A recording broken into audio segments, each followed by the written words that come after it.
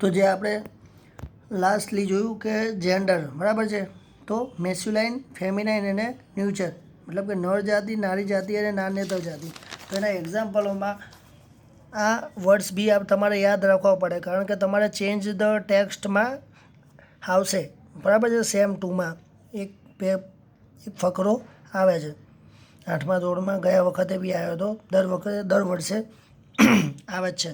તો તમે આ બધા નામ યાદ હોય તો તમે ખાસ તમને પેરેગ્રાફને ચેન્જ કરી શકો. આ બોયનું ગર્લ તો તમને આવડે બરાબર છે, પણ ઘણી વખત પ્રિન્સ વર્ડ આવે, રાજકુમાર, તો એનું ફેમિનાઇન શું થાય? પ્રિન્સેસ. ભત્રીજો તો ભત્રીજી, ગુજરાતીમાં તો આવડે, પણ ઇંગ્લિશમાં પણ યાદ રાખવાનું કે નેફ્યુ તો નીસ બરાબર છે. વેઇટર, જેન્ટ્સ હોય તો આપણે વેઇટર કહીએ, અને લેડીઝ હોય તો આપણે વેઇટ્રેસ કહેવાય. એક્ટર તો એક્ટ્રેસ કહીએ.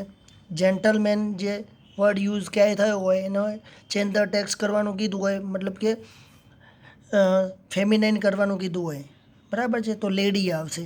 તે રીતે ખાસ આ વર્ડ તમને યાદ હોવા જોઈએ. અને એના સિવાય નામનું બહુવચન ચેન્જ ધ ટેક્સ્ટમાં આ જાતિ બદલવાનું કીધું, જાતિ બદલવાનું કીધું હોય તો હવે તમને આવડશે. હવે તે ચેન્જ ધ ટેક્સ્ટમાં એક વચનનું બહુવચન કરવાનું કે અથવા બહુવચનનું એક વચન કરવાનું કે, જો એવું આવે તો અહીંયા રૂલ્સ લખાયેલા છે બરાબર છે. તો 7 રૂલ્સ છે. પહેલું શું છે? સામાન્ય રીતે નામના એક વચનને એસ જોડવાથી નામનું બહુવચન થઈ જાય, એવું તો આપણે આ કોમન રૂલ્સ છે. બહુવચન કરવું હોય શું કરવાનું? તો બોય હોય તો પાછળ એસ લગાવી દો એટલે બહુવચન બરાબર છે. બધામાં એમ.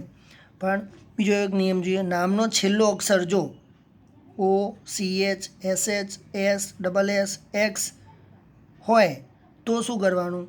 તો એસ નહીં લગાવવાનું, તો ES લગાવવાનું. જેમ કે બોક્સ તો બોક્સીસ, પોટાટો તો છેલ્લે ઓ છે તો પોટાટોસ, બેન્ચ તો CH છે તો બેન્ચીસ, બસ બસીસ. તો ખાસ આ અક્ષર યાદ રાખી લેવાના, O, CH, SH, SS ને X, આટલું હોય તો પાછળ ES મૂકવાનું. ત્રીજું રૂલ શું છે કે નામના અંતે વાય હોય, નામના અંતે વાય. તમે જો આ બેબીમાં છેલ્લો અક્ષર શું છે? વાય. અને તેની પહેલાં વ્યંજન હોય, વાયની પહેલાં શું લખેલું દેખાય છે તમને? બી, એટલે કે વ્યંજન હોય. તો વાયની જગ્યાએ, મતલબ કે છેલ્લો અક્ષર વાય હોય અને વાયની આગળ વ્યંજન હોય. અહીંયા તમે જો લેડી, વાયની આગળ વ્યંજન છે, ડી છે. સિટી, વાયની આગળ ટી, વ્યંજન છે. તો વાયની આગળ વ્યંજન હોય તો વાયને કાઢીને IES લગાવવાનું. બેબી તો બી વ્યંજન છે એટલા માટે વાય કાઢીને બેબીસ. લેડી, વાય કાઢીને એટલા માટે IES, લેડીઝ. સિટી તો બહુવચન હોય, શહેરો એની વાત કરી હોય, એવી વાત કરવાની હોય તો વાય કાઢી દેવાનું અને એની જગ્યાએ IES આપણે મૂકીએ છીએ. આ ત્રીજા રૂલ્સ. પછી નામના અંતે વાય હોય, નામના અંતે વાય હોય અને એની પહેલાં સ્વર હોય. આપણે વ્યંજનની વાત કરીએ આગળ બરાબર, કે વ્યંજન હોય તો શું કરવાનું? તો વાય કાઢી દેવાનું. પણ જો સ્વર હોય તો ખાલી માત્ર એસ જ લગાવી દેવાનો, જે પહેલા નિયમ છે એવી રીતે. તો વાયની આગળ સ્વર હોય, જેમ કે બોય તો વાયની આગળ શું છે? સ્વર. ડે, વાયની આગળ શું છે? સ્વર. ડોંકી, વાયની આગળ શું છે? સ્વર. તો બોયઝ, બરાબર, ખાલી એસ જ લગાવવાનું, કંઈ કાઢવા બાળવાનું નહીં બરાબર છે, અને ખાલી એસ જ લગાવવાનું. 5મા રૂલ્સમાં શું કહે છે કે નામના અંતે એફ કે એફઈ આવેલ હોય તો, નામના અંતે શું હોય? એફ કે એફઈ હોય તો VES મૂકવાથી નામનું બહુવચન થાય. પત્તું, બરાબર છે. પત્ની, જીવન. પતરું, પ્રૂફ, રૂફ, નળિયા, બરાબર. તો એ જે કહીએ છીએ આપણે ધાબા ઉપરના ભાગમાં જે હોય છે એ રૂફ, નળિયા. તો લોફ, તો પાછળ શું છે? એપ છે, તો લોવ્સ બહુવચનમાં. એક વચન હોય તો વાઇફ, બરાબર, મતલબ એક હોય તો વાઇફ, અને પત્નીઓ એમ હોય તો વાઇવ્સ, તો એફ નીકળી જશે અને VES લાગશે. જીવનો, લાઇવ્સ, પ્રૂવ્સ, બરાબર છે, એફ છે. અહીંયા નોંધ લખેલી છે એટલે આ પ્રૂફ અને રૂફ એમાં VES નહીં થાય. પ્રૂફ્સ પાછળ એસ લાગશે અને રૂફમાં એસ લાગશે. આમાં VES નહીં થાય. એટલે આ નોંધવાળા વર્ડ છે એટલે ખાસ યાદ રાખજો કે પ્રૂફનું બહુવચન કરવાનું કે તો તમે પાછું એફ કે એફઈ સમજીને VES ના લખી નાખતા. છઠ્ઠો નિયમમાં કેટલા છે કે કેટલાક નામના બહુવચનમાં અનિયમિત રૂપો હોય છે. અનિયમિત રૂપ મતલબ મેનનું બહુવચન તો એવું કંઈ નહીં કે આ હટાઈને લગાવી દેવાનું. મેનનું બહુવચન થાય MEN, વુમેનનું વુમન, આ વુમેન સેમ આની જેમ આગળ વુ છે બસ. MAN એક વચન જે છે એ MAN થાય અને બહુવચન MEN થાય. ચાઇલ્ડ તો બહુવચન ચિલ્ડ્રન. ફૂટ એક વચન છે, બહુવચન ફીટ થાય, આંગળીઓ.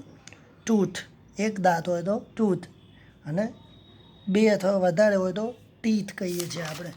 7મો નિયમ છે, નીચે આપેલા નામો હંમેશા બહુવચનમાં જ વપરાય છે.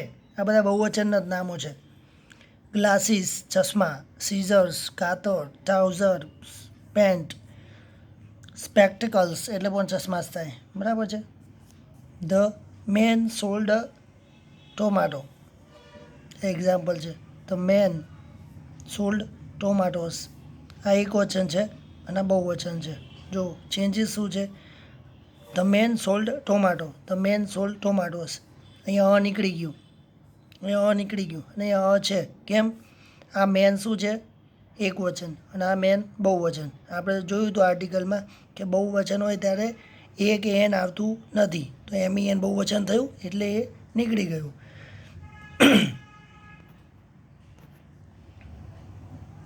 હવે ડેમોન્સ્ટ્રેટિવ પ્રોનાઉન્સ. ડેમોન્સ્ટ્રેટિવ પ્રોનાઉન તો લગભગ તમારી 4થા ધોરણની અંગ્રેજીની ચોપડીથી શરૂઆત થઈ ગઈ હતી, બરાબર. એની પહેલાં પણ આવતું હતું પણ 4થા ધોરણમાં સ્ટાર્ટિંગ થઈ ગયું હતું.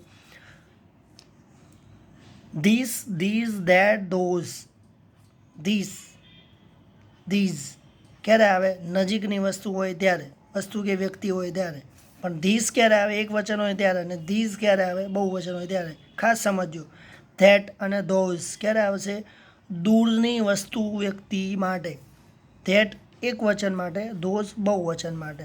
તો આ રીતે એક્ઝામ્પલો આપેલા છે. આ આપણે આગળ જે રિવિઝન હતું એમાં તમને મોકલ્યું પણ હતું અને કીધું હતું. ખાસ આ WH વર્ડ તમારે યુનિટ 2ની સ્વાધ્યાયપોથીમાં પણ છે અને ખાસ તમને આ જરૂર પડશે. મોસ્ટ IMP ગણી લેજો. આ તમારે મોઢે કરવું જ પડશે. આ ખાસ મોઢે કરજો. આ તમે મોઢે કરશો આની જરૂર પડશે જ. એટલે ખાસ આ તૈયાર કરી દેજો. Most IMP. એડજેક્ટિવ વિશેષણ. તો આ રૂમ છે તો સીધી વસ્તુ વાત કરી દીધી, પણ આ મોટો રૂમ છે તો મોટો શું થયું? વિશેષણ થયું. આ ફૂલ છે, બસ વાત કરી સિમ્પલ. પણ આ લાલ ફૂલ છે તો લાલ શું થયું?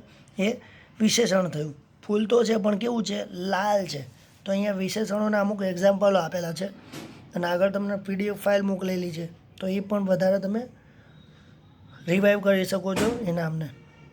એ એક્ઝામ્પલ માટે થોડા લખેલા છે કે રિયલ, તો એનું ઓપોઝિટ થાય આર્ટિફિશિયલ. પણ આ બધા શું છે? વિશેષણ જ છે, એડજેક્ટિવ છે.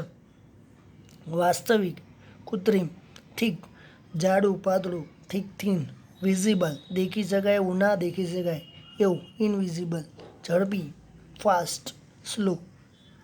ટેન્સીસ, બરાબર છે. તો આ ટેન્સીસ જે આપણે આખી PDF આની અને વિડીયો વાઇઝ કરન્ટલી બધા મોકલેલા છે. તો ખાસ આના દરેક ફોર્મેશન જે છે એ દરેક ફોર્મેશન સાદા વર્તમાન ભૂતકાળના એ કમ્પલસરી મોઢે કરી દેજો એક્ઝામ માટે. સાદો વર્તમાનકાળ અને સાદો ભૂતકાળ. કારણ કે આ 2 આવડશે ને તો પણ બીજા બધા આરામથી આવડી જશે. ઓકે, તો ખાસ ફોર્મેશન સાદા વર્તમાનકાળ, ભૂતકાળ, ડિગ્રીની ફોર્મેશન અને આ ડેમોન્સ્ટ્રેટિવના એક્ઝામ્પલ અને પ્લુરલ.